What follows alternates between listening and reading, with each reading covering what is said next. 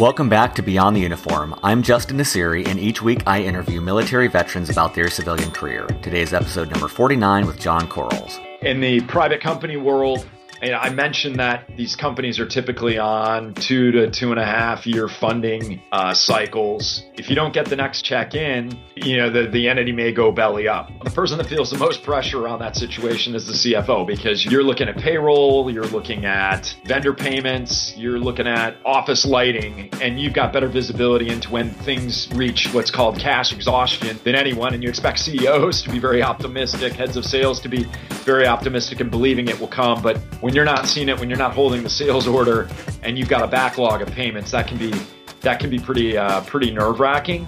But you can also thrive on the fact that in some situations, the weight of the company is on your shoulders. And for me, that's highly motivational. The top 2 reasons to listen to today's episode are: 1, finance. John has attained the pinnacle of one career path within the functional role of finance, the position of Chief Financial Officer. In this capacity, he has raised over $150 million in financing.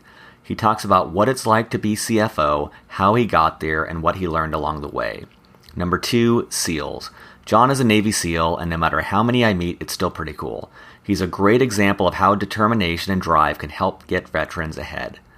As always, at beyondtheuniform.io, you'll find other great episodes and resources. You'll also find the show notes for this episode, which provide links to websites we discuss on the show, as well as timestamps for each topic we cover. So let's dive in to my interview with John Quarles. Well, joining me from the Bay Area today, my guest is John Quarles. John, thanks for joining me. Justin, thanks for having me. So I wanted to give listeners a quick background on John. He's served as the Chief Financial Officer, or CFO, for 2 different startups, where he has raised over $150 million of equity and debt financing for his companies. John is a graduate of the US Naval Academy. He served as a Navy SEAL as part of SEAL Team 8. After he transitioned from the military, he worked as a consultant at Accenture for 1 year prior to attending Harvard Business School. After HBS, he entered the finance industry and began his progression towards CFO. So, John, maybe to start things off, for someone on active duty who might not be familiar with what a CFO or Chief Financial Officer is, how would you explain that role to them? A great way to start here, Justin. So CFOs can mean a lot of different things to a lot of different people. I think at startups, it's well understood that you're going to be a guy who's reporting, or guy or gal who's going to be reporting historical financials, managing budgets. That's kind of the basic stuff. The way I view the CFO is it's a role to really drive alignment of business activities to strategy. And CFOs in our positions, we have kind of unique access to information, not just financial, but business metrics, operating metrics that might come from marketing, from the product team, et cetera. The real trick in being a good CFO is to take that information and have it inform the rest of the business about what's working well, where there may be issues or problems, what's coming in the future that could be an opportunity or a potential challenge to the business. And for CFOs with a mandate to control resourcing and put every dollar towards its best use, when you're able to provide those assessments, you can build a lot of confidence in an organization, and you build a lot of confidence in your investors, which is critical for private companies and VC-backed companies. And ultimately, when you're doing that right, what you get are really good forecasts out of a business, and then execution to those forecasts. If you're converging on that outlook or exceeding it, your employees are happy, your investors are happy, and more often than not, the customers are happy as a consequence. So that's kind of, I think, CFO in a nutshell. That's awesome. And how does that translate? I know there's no typical day, but if there was, an average day, what does it look like in terms of when would you get to work, and what sort of activities would you do throughout the day? So the reality is, for CFOs of smaller companies, there's not much of a defined start or end to the day. And as you said, things can be varying from day to day and hour by hour. A lot of that comes from the fact that startups and small businesses typically have way more challenges, opportunities, things to work on than the resource to go after. So the trick is really prioritizing and figuring out, okay, what do you need to work on now? What things aren't critical to work on right now? Because that helps you get a sense for what things are going to kill you. And those are the things you got to definitely focus on. But the big trick is understanding what's important to work on now, what you can push off, and what you shouldn't be working on. And that's a lot of focus. So how does that drive my day to day? Well, at most companies that are sub 50 million in revenue, the trick to getting the business to scale and continue to grow is the interfaces around sales and marketing and getting sales and marketing efficiency working. What does that mean? It means really helping the sales team, helping people generating customer demand using a variety of marketing tools, both traditional and internet and technology enabled tools. It's getting those pieces working in a way that enables a sales team to be effective and be productive and not wonder if they reach out to the customer, are they actually going to get somebody at the end of the sales process to buy things? This is the most common kind of challenge for companies selling and B2B, business to business software. And so it's a numbers rich arena. Things can be very quantitative, and you'll find CFOs tend to have a lot of involvement there, because when the parts start working, you're going to want to increase resourcing pretty significantly. But that can be one part of the day working with either of those teams or together. It can also be diving into a product roadmap meeting with the technology team to figure out, is the architecture scaling? Are you going to have cost problems in the future? Do you need to find different vendors to help solve some scaling challenge with infrastructure? It can be kind of all over the map, but what I generally try to do when I start the day is look at my calendar, and I challenge my team to do the same, and ask ourselves, okay, how are we helping other departments grow and accelerate their execution? If we can't answer that, we've probably got the wrong set of meetings on our calendars. And CFOs, because we do get mired in a lot of minutia, we can be overwhelmed with a lot of back end stuff. And the trick is to manage that to a reasonable level while getting in front of some of the bigger business issues and providing a financial framework and a financial perspective to help our engineers or our marketing leaders or our customer success people make better decisions.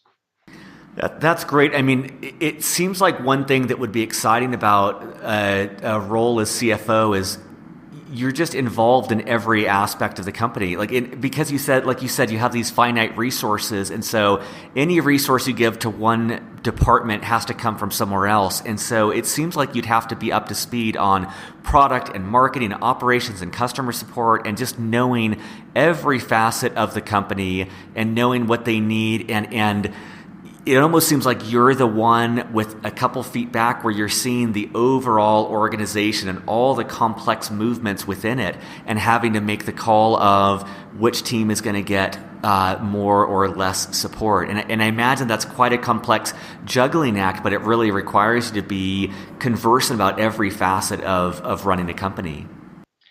It certainly does, and there's no way you're going to be able to get super deep into the intricacies of how specific lines of code work in a data center, but you should be able to have metrics and other kind of indicators that give you a sense and the team a sense for how things are working, or what the milestones are supposed to be in the future. And if you're not hitting those metrics and measures, that sets up a whole bunch of root cause analysis or other conversations to force a change in operating in some way, shape, or form.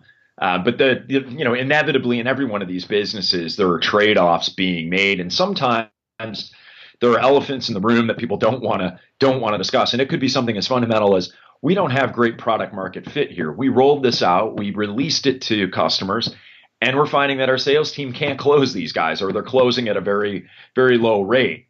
That might inform you that you need to put more features into the product and take another version, 2.0 or 3.0, before asking sales to do a whole bunch of heavy lifting or banging away on leads in in Salesforce or what others, customer relationship management tools being used to go after potential customers.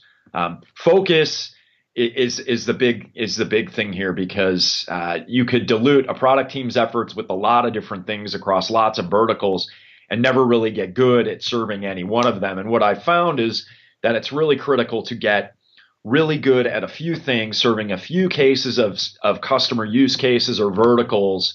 Because once you do that, you can get things that are repeatable, and things that are repeatable can be understood, can be managed, can be resourced confidently. So that's really the trick. When you don't have that going on, you can have inefficiency in an organization, and certainly in Silicon Valley, it's well known that growth is important, but sometimes you have to stop and push back on growth and get better at everyone's day-to-day job before you start growing again. And investors certainly don't like to hear that, because you're always being measured against peer companies who can be growing extraordinarily fast. But sometimes it takes spending that other cycle or two will get you better at serving your core customer base and with the business. And oftentimes that's something a CFO can step into and alleviate tension around, and say, well, look, we can't flog our sales team any further. It's just, we don't have the right fit here.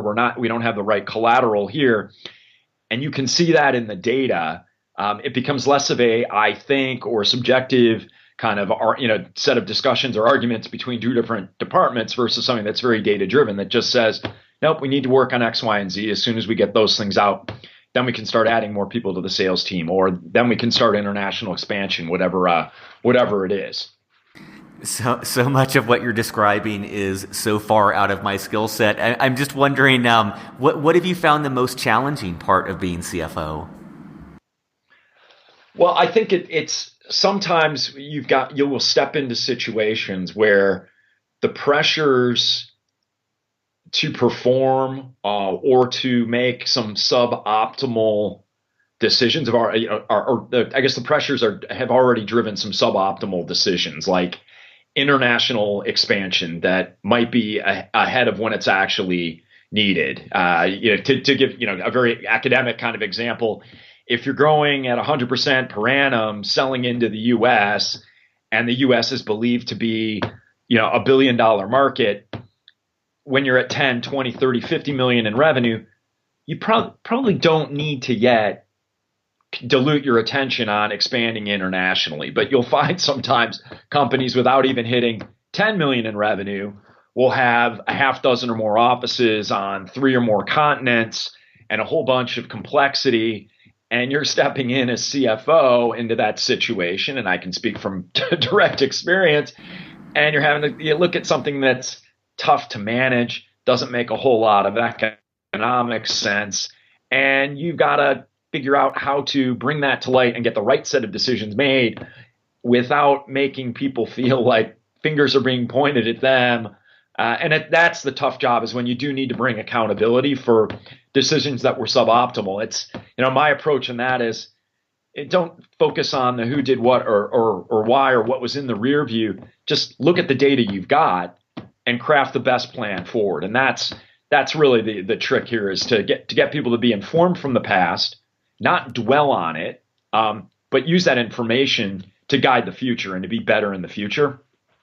Easier said than done sometimes. Yeah, no, I'm just thinking of my own experience with Storybox and how hard it's been to maintain that laser focus on things, and you start to get diluted, you start to focus on too much and you lose focus, or it just it feels like this constant juggling act. And so what you're describing seems like such a crucial skill to be able to balance where the focus is, and I can imagine how challenging that must be. In enterprise sales in particular, and I say enterprise, I should say business to business sales, you see a lot of companies selling that launch a product, sell to small and medium sized businesses that might be companies with 50 to a few hundred employees.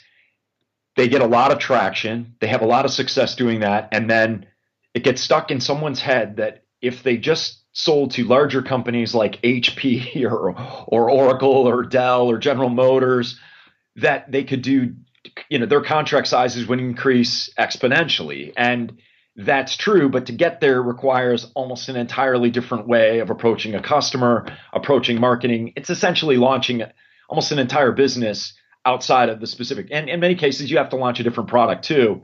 I see that desire to go big because the numbers are bigger sometimes pull companies away from getting really, really good at solving a specific problem. And you can do that with small customers or large ones. And the really good ones find out that they serve a need that, kind of transcends small and large organizations. And those are the ones that generally have those meteoric growth rates that, continue from 50 million to 100 million and beyond. That's awesome. And let's, I love learning more about career paths just to give people that tangible feel of one example of how to go from the military to a high up position like a CFO. I'm wondering, so when you first got out of the military, you did a year of consulting. How did that happen? Like, what was that initial job search process like? And any advice you'd share for veterans in that very first job out of the military? So when I was approaching my search, and when I made the decision in my head to leave the military, I thought I wanted to go to business school because I thought that would be a way to formally acquire some additional business skills and maybe close a gap with my peers that had graduated from universities in 1993, which is when I graduated from the Naval Academy. And as I looked at different opportunities, I went through some military recruiters like the Lucas Group, had good experience. I used the Service Academy career conferences to meet with a bunch of high quality companies. And then I also leveraged my brother, who was actually graduating from the University of Virginia at that time. And he was going into consulting, and he kind of sold me on the benefits of going to consulting because I would get a chance to likely work with at least a handful of clients in anywhere from 3 to maybe 6 month engagements in a variety of different industries. And so it'd be an accelerated view into business and different flavors of business. And ultimately, I was able to find a role in Anderson Consulting. I sourced that myself and felt that was going to prepare me very well for business school. And it did. It enabled me to contribute in the case learning environment at Harvard, where people oftentimes are expected to bring more of their practical work experience into the classroom than they are to bring lessons from a textbook, and enabled me to contribute in a way that I couldn't have done if I was just talking about my experience with a platoon at SEAL Team 8 or working in the Pentagon. It's very different. So I very much benefited from that little over a year in consulting, and I think my classmates probably benefited from me being able to talk a little bit more about corporate America. Yeah, I'm just thinking in my own experience, I went straight from the Navy to business school, and it was just for such a high, I've never calculated the per day cost of my MBA, but I imagine it's pretty high. And it's like, I just think so much of that high expense time was spent learning just such basics. And if I had had a year, especially of consulting, because it seems like that's such a efficient way to get a lot of experience in a short amount of time, I would have gotten so much more value out of my MBA experience. And even the classes, I was just learning the lowest tier of knowledge to gain from any case that we studied. And what I'm jealous of from your experience is having just had that actual real world work experience and having a little bit of industry experience. I just imagine you, like you said, you added more value in class, but I think you probably extracted at a much higher level in that learning experience than I was able to. It definitely benefited me. I think everyone's experience is probably a little bit different. And it also depends on the program you go to. HBS with the case method they give you textbooks, but they don't rely that heavily on text and preparation in advance of a class. You learn as much I think maybe more from your classmates than you do even the teachers or the textbooks in those sessions. Other schools with more of with an approach, maybe more of a reliance on textbooks, that prior experience might not be be that critical or as beneficial. I certainly know for myself. I really hated not having textbooks for a lot of these classes because I wanted to close the gap with someone who had worked at J.P. Morgan in banking for 4 years, and there was just no way I was gonna. But I would have tried. I would have read the books. And how did you decide on finance? Like, at what point in business school, or maybe even before business school, did you think that finance would be a good industry for you? It was after business school, and it was after I had survived my, I think, third round of layoffs and consulting that I realized that people on Wall Street, and I was reading research reports being written, and this was in the wake of the dot-com bubble bursting. I was recognizing that the folks in Wall Street were not maybe as familiar with basic business processes and practices they were covering and giving investment opinions on. And I saw from my employer at Scient where they were still writing very favorably, while I could see inside that the company was facing serious challenges. The types of businesses it had been supporting in the past were going away. It needed to develop more traditional consulting skills and systems implementation capability that Accenture and Deloitte and other EDS, other technology companies have been offering for decades, and they were never going to be able to close that capability gap. But in Wall Street, everything was still being written about it, and people are being told, things are fine, and here's the reason why you need to buy this stock. And what I thought was, having worked in a bunch of different industries, had that own firsthand experience of Wall Street kind of missing the implosion, I thought, well, maybe I could actually go into finance, leverage what I know about how companies work, and maybe have an edge, maybe do it better, or at least be differentiated, if nothing else. So that's what led me to not go back into consulting and find a job at a small buy-side shop, investment shop in San Francisco. What strikes me when you say that is, because I'm a big planner, and so I keep on thinking in these interviews of like, figuring out what you want to do and planning for that, and then realizing how much is determined by timing as well.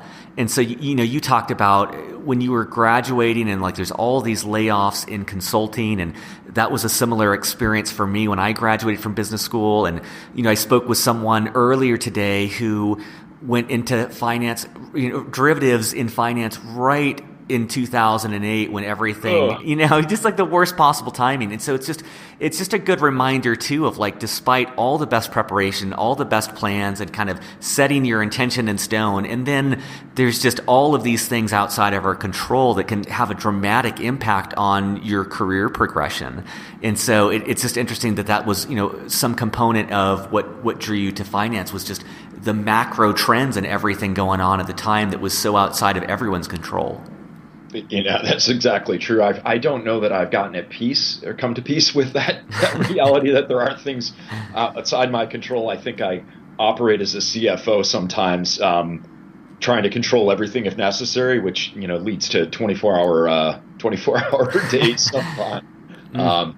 But you're absolutely right that it luck or fate will play some element in all of this. But I think if you can develop a 5-year view with some degree of confidence of where you want to be, and you look at what are the skills and experience you need to have that ideal job or to be positioned the way you want to be positioned. If you don't focus on the sequencing of picking those things up, but just trying to pick those bits up as you go along and see how they're offered to you, you may be able to kind of keep your sanity while things appear to be kind of going that circuitous route. Yeah, totally. And what about in terms of sequencing then? What would you want people to know about your path from entering finance into becoming a CFO? Just kind of what were some of the major steps along the way and the things you learned to build up the skill set to be that chief financial officer? Well, certainly getting into investment banking has been hugely helpful. You can't, if you go into a standard investment banking program, whether it's at a bulge bracket bank, the big ones like Morgan Stanley or Goldman, down to smaller firms. I was at a group called Thomas Weisel Partners. I also worked at Citibank.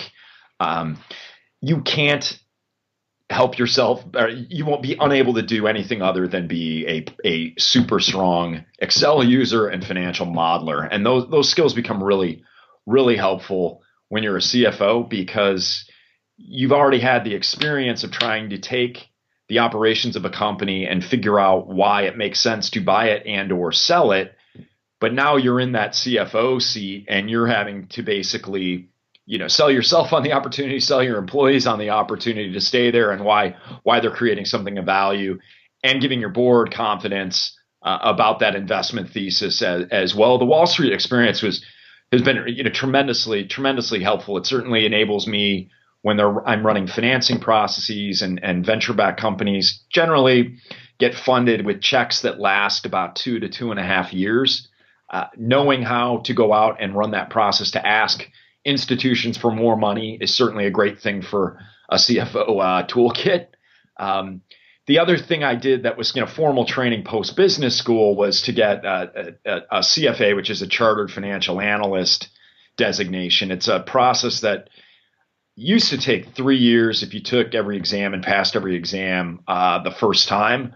I think now you can actually take the exams maybe every 6 months and get through it faster, but it's all about investment management. It's a lot of quantitative tools and skills around different types of investments, but it takes the accounting side of things and then the finance you may have learned before and puts an exclamation point at the end of it in terms of, I would say, credibility and capability to step into almost any situation where dollars or pounds or you name the currency is being discussed, and actually be able to develop frameworks to get to decisions, to assess situations, and to figure out, is this thing working? Is this thing valuable?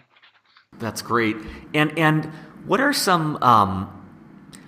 I'm wondering.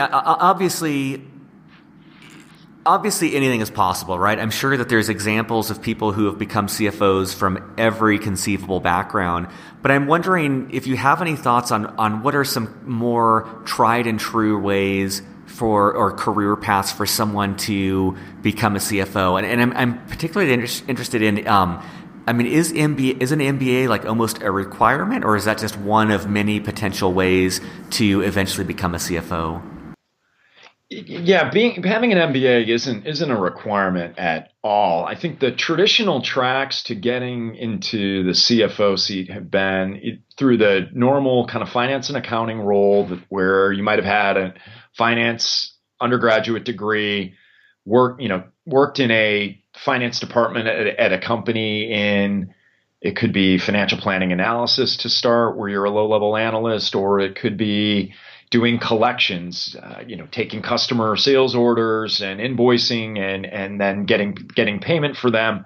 But they're low-level accounting roles in companies. As you demonstrate mastery there, you rise up through the rank structure, so to speak, and can find yourself being a controller, which is generally somebody who kind of knows the numbers and can produce good numbers. And then above that, there are different types of titles. Director of finance, vice president of finance, or CFO. And those roles are generally the ones that are making sense of the numbers. And that's the kind of traditional track. If you came up in a finance organization, there are also accounting firms, KPMG, PwC, Ernst & Young, that take accounting types, have them work on lots of client engagements over the course of their careers. And you'll generally see those people kind of mid-career at maybe the manager level or partner level, moving over into companies either as a controller or maybe a director of finance working for a CFO, but then after several years of experience, getting the opportunity to be the senior guy, a senior financial leader at those companies. Those are the more traditional routes. I think in the last 5 years or so, you've seen more people come out of investment banking, either bankers or folks in equity research, getting CFO seats, and not having a stint working underneath the CFO. That's typically more common with private companies. There's a little more scrutiny required for larger public companies. It's just a little more of a headache in facilitating that, but it's not impossible. But you're seeing more and more of that with the banking world. That's great. And what about if someone's listening to this and they just think that what you're describing sounds awesome, and they think that they might want to go down that finance route into the role of a CFO? What are some indications that they might really like serving as a CFO and be well suited for it? And what are some indications that it might not be the right choice for them, or they might not enjoy it?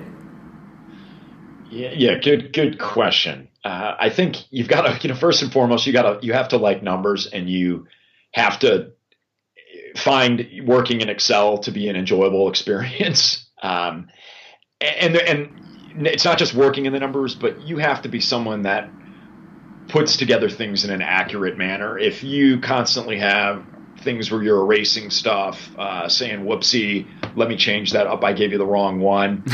Finance, CFOs, and certainly in investment banking, it really requires a high degree of accuracy, like first time right every time. And you've got to build in process to get you there. I mean, that's not me out of the box for sure. But aside from that, enjoyment of numbers and having things right and accurate, you've got to be able to handle stress, because there's a lot of it. If in the banking industry, you can be responsible for things that are tens of hundreds of millions of dollars going here and there, and a mistake can have more than can be a more than seven figure mistake. Those are just horrific goofs, and if you're not sure, that's going to create a lot of pressure, and you're going to have a sweaty brow until you figure things out. In the private company world, I mentioned that these companies are typically on 2 to 2.5 year funding cycles. If you don't get the next check in, the entity may go belly up. There's the person that feels the most pressure on that situation is the CFO, because you're looking at payroll, you're looking at vendor payments, you're looking at office lighting, and you've got better visibility into when things reach what's called cash exhaustion than anyone. And you expect CEOs to be very optimistic, heads of sales to be very optimistic and believing it will come. But when you're not seeing it, when you're not holding the sales order, and you've got a backlog of payments, that can be pretty nerve-wracking. But you can also thrive on the fact that in some situations the weight of the company is on your shoulders, and that for me, that's highly motivational. I tend to view my job as one that supports others, and I'm thinking about the not just my colleagues, but their families too. It motivates me to make sure we never get to that point where I'm wondering, is the money gonna run out? Do we have enough funding? Have we expanded our loan agreement enough to provide enough operating wiggle room? I never want to be in those situations, but they're not entirely unavoidable, and they can be super stressful. If that doesn't sound good to you, I think there are tons of things that you can do at private companies that don't require that. And there are many days where I ask myself, is this really what I want to keep doing? I still have those moments too. And as you say that, I realize, like, not only does it sound like the CFO role at any company would be stressful, but then you layer on top of that the stress of any startup and any company, like you said, where it's like literally you have 2 years and you're out of capital. And so it just seems like you're compounding that even more. And it makes me realize too, like, the CEO, at least traditionally, their job is to have that reality distortion field. Their job is to project enthusiasm and fire up the troops and fire up investors and get everyone dreaming big and thinking about the impossible. And in some way, you're like the conservative parent. You're the one who has to be the adult in the room and impose reality and make sure that that they're not overextending, or that they're not promising things that are impossible. So, when you explain it like that, it just seems like that stress component is, that seems like one of the most stressful jobs I can imagine, of just juggling all of that at the same time. So that's certainly takes a specific type. Yeah, there are elements of that might sound unappealing, but when we first started talking about the CFO's role, and I was talking about kind of alignment, and you take the strategy, you get a business plan together, and then you drive activities to execute across the business plan. it's kind of analogous to having a glide slope. You've got your vision, you know where you want to land, and in those situations when you're below a glide slope, the CFO is going to be saying, "Hey, we're below glide slope, power, power, power," or pull up, whatever the corrective action is. In these scenarios where you are running out of money, that there's also that's going to happen anyway. When it's just maybe it's also exhilarating is when you have to step in and be the guy delivering confidence, saying, yes, the cash is running out, but we have hit all these milestones. I'm confident the next financing is going to happen. The valuation of the company is going to increase. Here's why, team. Don't get distracted by what you see on the balance sheet or the financial report right now. Don't worry. That's a good position to be in. And that's where you can create some real confidence in the organization and real, on a personal level, create some very strong bonds with the people working for you, because people will inevitably worry when you start to get 18, 24 months past a financing. They're going to be looking and saying, John, how are we doing here? The Series D was in 2014. Are we okay? Are we okay? Yep, looking good. We're nailing it. You just keep, delivering those product features. Just keep landing those customers. I'll deal with the bank account. It's much more enjoyable when you've got things working and you can kind of be a source of confidence for the organization. That's awesome. And I'm wondering, as you look back, especially out of the your first couple years out of the military, in what ways did you feel like because of your military service you were ahead of your civilian counterparts, and in what ways did you feel like you had to play catch up? I think where I was ahead was, I think, in the bucket of managerial or leadership skill, which a lot of that stems from work ethic, and I was able to prove myself to be incredibly reliable, confident and unafraid. So I would ask questions when things weren't going right. I think some of my colleagues would steer away from the conversation or the topic. I wasn't afraid to enter to tee up the topic, because my view was, well, we got to figure this thing out at some point in time. And if this thing's going to work out in the future, if the client project's going to work out, we're going to have solved this. So let's just get in there and tackle it. I don't have any idea how to do it, but I'm game for direction. I'm game for trying whatever idea is being proposed. I think those kind of skills enabled me to develop a pretty good bond with my seniors, who found me to be hardworking, reliable. If I throw John at this problem, he may not get it right away, but he's got an approach where he'll lay siege to it. He'll put in the time necessary to solve it. And oh, by the way, he's also thinking about the challenges that his peers and colleagues are facing and lending them a hand too. So, I think the only thing that I would say I was behind on was a set of specific experiences or skills if you were just doing a purely academic assessment. I hadn't served companies in oil and gas for 4 years. I hadn't been a C+ developer for 3 years. Some of those skills I was never gonna want to get anyway, because I was beyond the point that they would be important or utilized in my role. But I think it was probably somewhere around the 10-year point that I think I felt like I was starting to catch up with folks that hadn't gone into the military and had a normal university experience. And that makes me think about just kind of habits, like positive and negative. And I'm wondering, when you look back on your military experience, what were some of the positive habits that you've tried to maintain that help you in the civilian workforce? And are there any habits that you had to break, things that you did in the military where you really needed to actively think about trying to change your behavior once you got out? I think the most important habits have probably been those basics.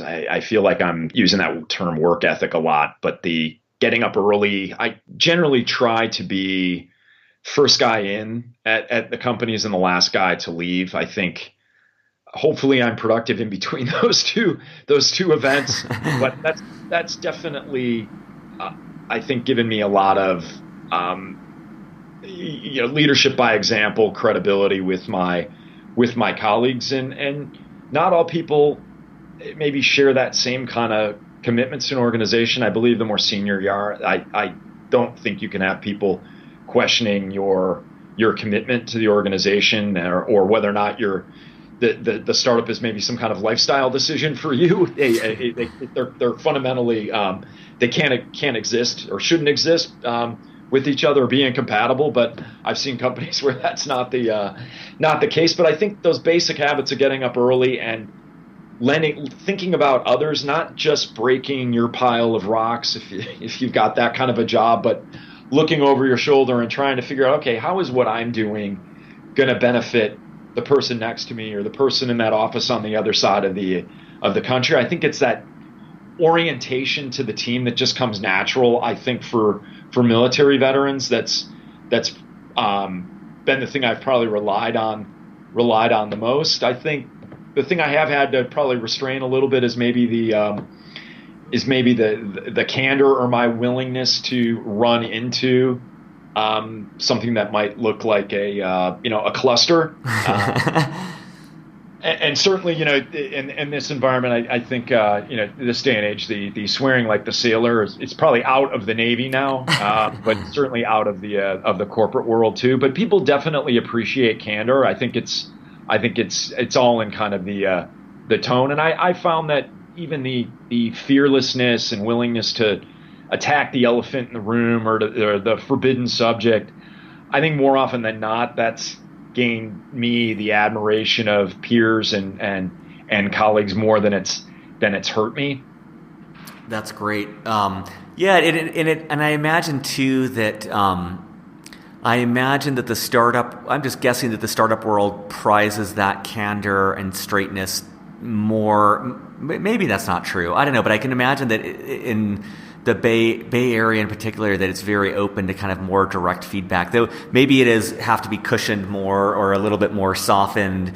But that is interesting. And I think some of that may be, I get lots of training because I'm the gray hair in the office around how to quote unquote deal with millennials. But what I have found and what motivates me is I'm fortunate to, where I am today is I'm sure it's got something to do with me, but it's got more to do with the people I've been able to work with, and I've been able to either surround myself with or have the privilege of working with that were maybe, that took a chance on me and hired me. But I find the biggest motivation to be, some of my younger colleagues who were smart, hardworking, thoughtful, and ask, great questions. That drives me more than anything else in the company. And I find that in many cases, it's the inexperienced folks trying to talk through a situation that lead to more insights than a couple of members in an executive team, sitting in a corner for an hour, chewing the fat or, contemplating their navels or staring at a whiteboard. And what about, and this could be from your own transition to civilian life, or I just imagine you've run across a lot of veterans who have gone through this transition as well. What do you think are some of the more surprising aspects about the transition to civilian life? Or put differently, if someone's listening on active duty, what might they not know to expect about what that transition is going to be like, or what life on the other side is going to look like?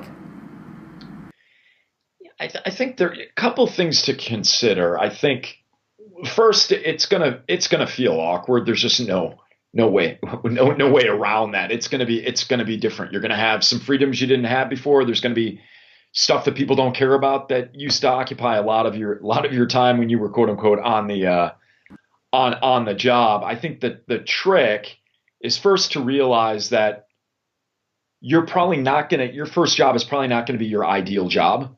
It's going to be a pathway towards something, and figuring out that something is really critical. What do you think you might want to be doing 5 years down the road? If you can get a view of that, then it just becomes trying to get in a position, get an initial role that will enable you to amass some of those experiences that are likely to be required when you're thinking about that point in 5 years out.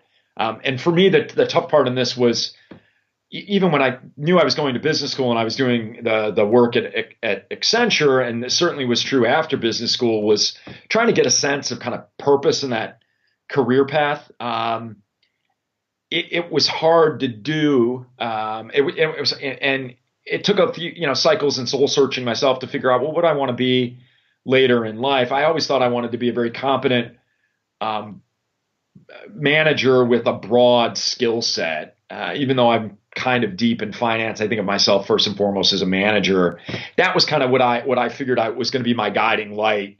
And I thought it could be a consulting partner, or it could be operating in some customer facing department somewhere, but that's kind of where I thought I wanted to go. So then it was just a question of trying to pick up skills and experiences that would benefit somebody in that role. That was really what was helpful for me, because just taking a job and not really knowing where you're going, that could be a real struggle, and just feel like I'm just doing the 9 to 5 grind, or I've got my pile of rocks. I break rocks between 8 and 5 every day. That's not going to be motivating or fulfilling, particularly for veterans who over the last current decade and prior have just had an amazing set of experiences with tremendous purpose. Right? I mean, I'm so appreciative for anyone listening to this that's been serving recently, because it's a dramatically different environment than what I was in, and it's going to be hard to get that sense of personal satisfaction and fulfillment.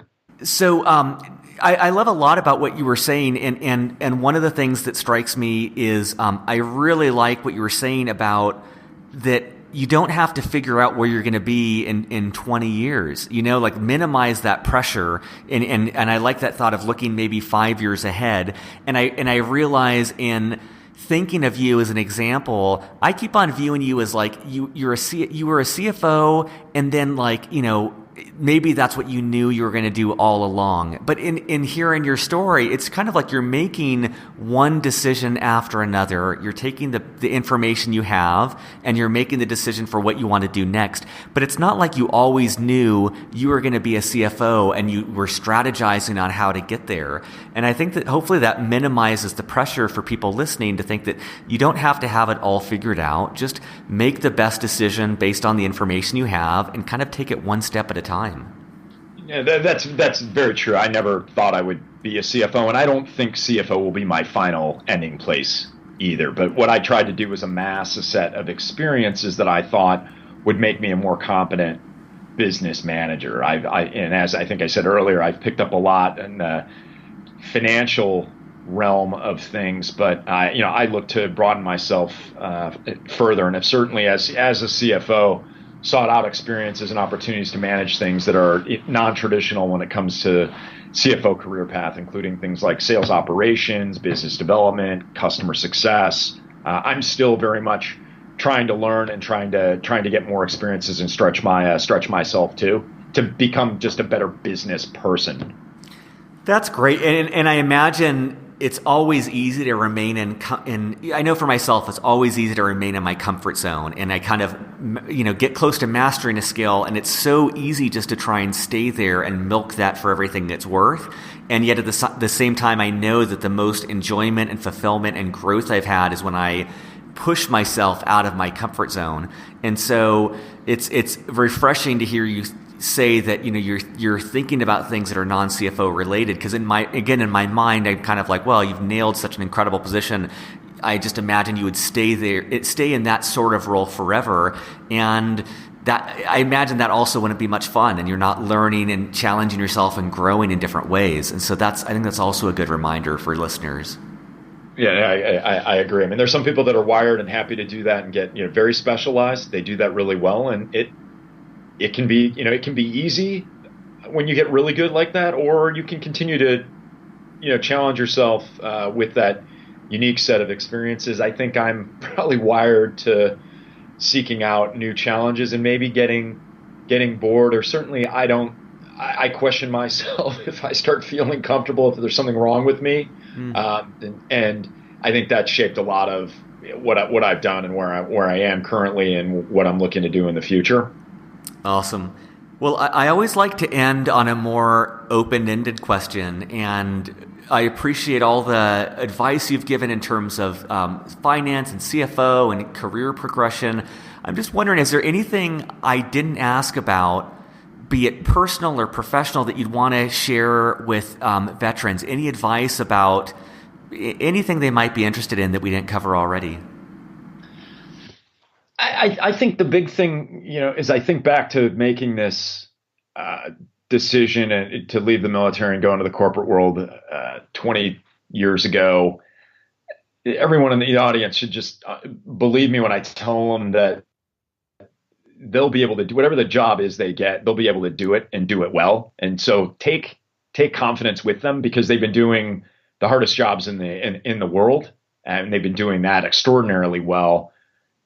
Nothing in corporate America is going to compare to a bad day that they've seen. And so even though that there may be some uncertainty around where I'm going to be longer term, or is this the right role, they will be able to do it well. What's required in corporate America, it really is just some basic things. And if you've been a successful military leader, and whether enlisted or officer, you're going to be able to deliver what's required to your next employer. That's great, and I appreciate not only the advice you've given along those lines, but I appreciate the example you are, in that when you're talking about that veterans are well suited to dive in and through hard work figure it out. You've also exemplified that in your work in consulting, and then at business school, and then in finance, of just continuously putting yourself in a new environment and figuring it out. So I appreciate also you're serving as a role model for someone who has just really thrown himself into a variety of different careers and succeeded at that. So thank you for your time, and thank you for your example on the show. Thank you, Justin. A real privilege to and honor to be a part of it. Surface.